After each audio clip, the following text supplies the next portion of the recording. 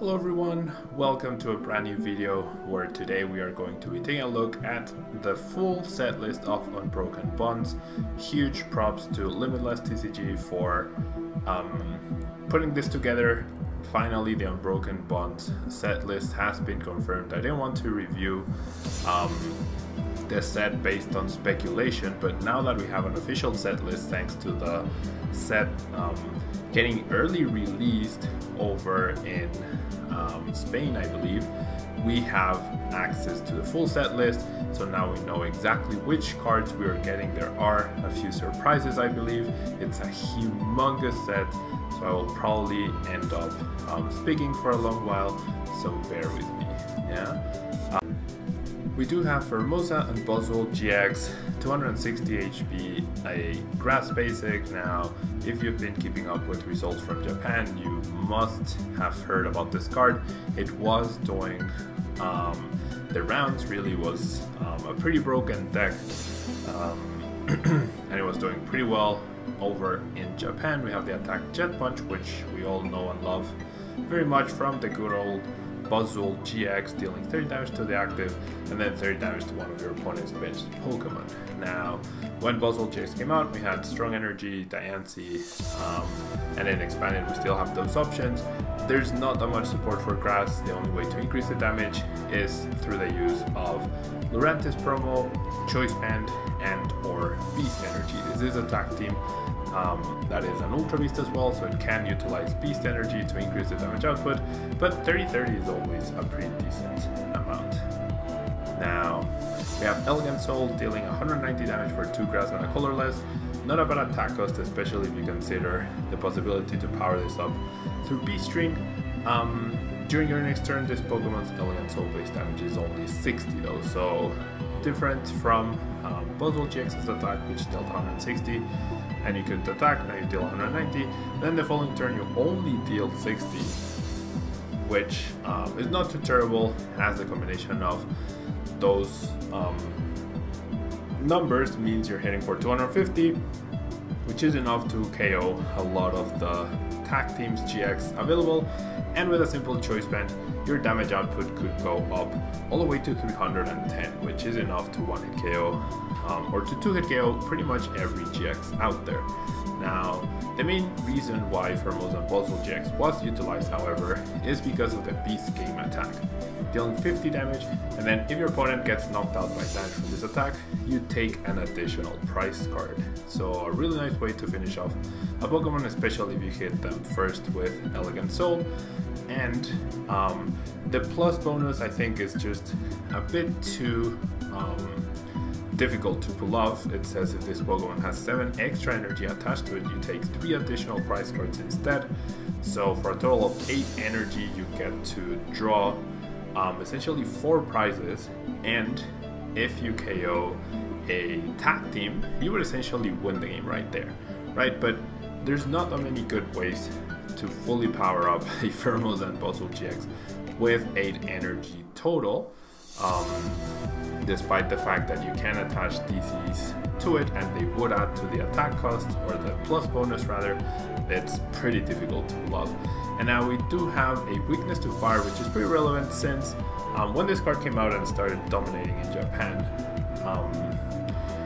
the Double Blaze set, which included all the fire type cards like Charizard and Reshiram Tag Team GX, were not available. But here in this continent, we are, or rather outside of Japan, we are not going to get the set separated, so it seems like PHEROMOSA and BUZZWOLE will probably have to take a backseat with all the fire types that are coming out and will likely start dominating the meta game.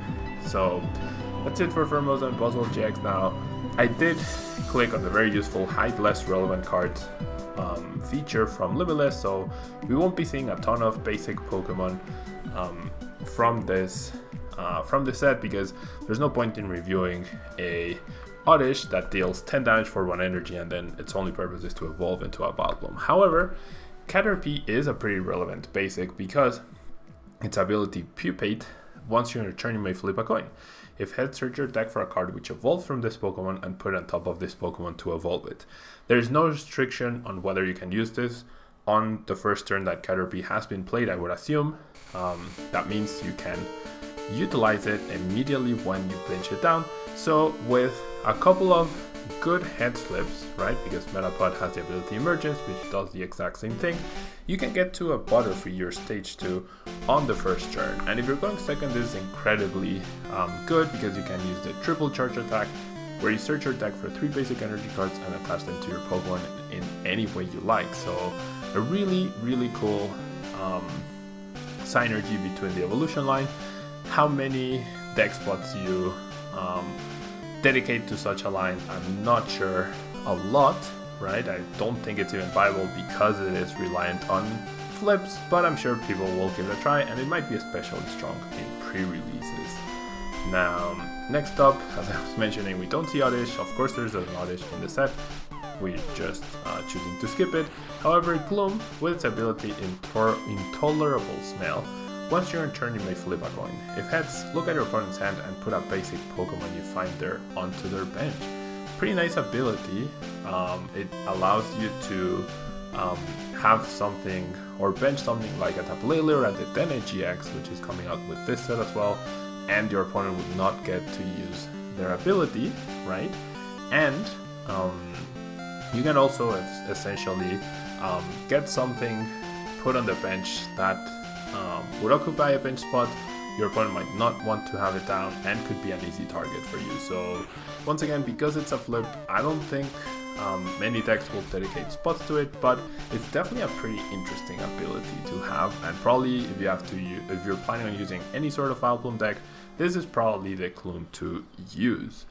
Now, next up we have Vileplume with its Variety Pollen ability, where once you're in turn, once again you may flip a coin. And if heads, you choose either Poison, Burn, Sleep, or Confusion, and your opponent's active Pokemon is now affected by the chosen condition. So, setting up a stage 2 just to potentially add 10 damage in between turns or 20 damage on another flip, or having a 50-50 shot to your opponent not attacking, it doesn't seem that great, right? So whilst the concept is decent, and if GXs, I guess, didn't exist, this could be an interesting Pokemon to utilize, I don't think you'll be dedicating the bench space for it.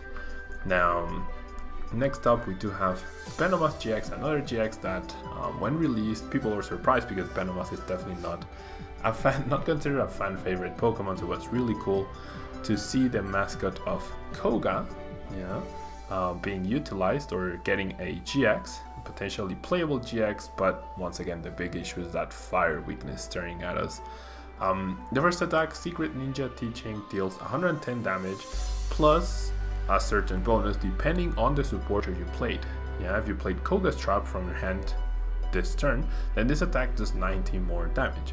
And if you played Janine from your hand this turn, during your opponent's next turn, you prevent all damage done to his Pokemon from basic Pokemon. So the Janine combo, I think, could make this card, or is what gives this card its most viability, purely because you prevent all damage done to his Pokemon from tag teams, essentially, which are now some of the most dominant decks in the metagame and should continue to be so under Unbroken Bonds. But it's nice to have the possibility to play either or in terms of Koga's Trap and Janine in order to get that desired effect. And then finally we have the Dance Exchange GX, which deals 60 damage, pretty straightforward, and then we essentially get Drampa GX's GX attack, we shuffle our hand into our deck, and then we draw 10 cards. So there's synergy between the GX attack and the Secret Ninja Teaching, assuming you pull this off on like turn 2 or somehow on turn 1, though I don't think it's possible. You shuffle your hand with a grass attached, and then hopefully off of those 10 cards you will find a DC to start using Secret Ninja Teaching and a Koga's Trap or Janine's in order for you to choose which effect you want to use. Now, next up we have Victreebel, another grass type, stage 2, 140 HP. Its attack reactive poison does 10 damage plus 60 more for its special condition on your opponent's active Pokemon. A little bit of synergy with Vileplume, though it is reliant on a flip. Things like Nihiligo GX and Salazzle from Sun and Moon would probably be better partners.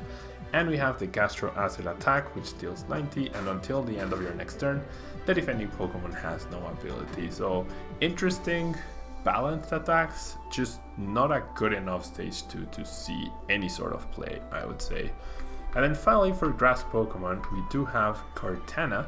With its 70 HP, it is a basic Pokemon, and it's very similar to the baby Buzzwole. However, it relies on you having exactly 4 prize cards remaining, and then your Daikiri attack does 120 more damage for an 130 total. So very reminiscent of baby Buzzwole, which with its sledgehammer attack deals extra damage based on your opponent having exactly 4 prize cards remaining. This time it's up to you to have them.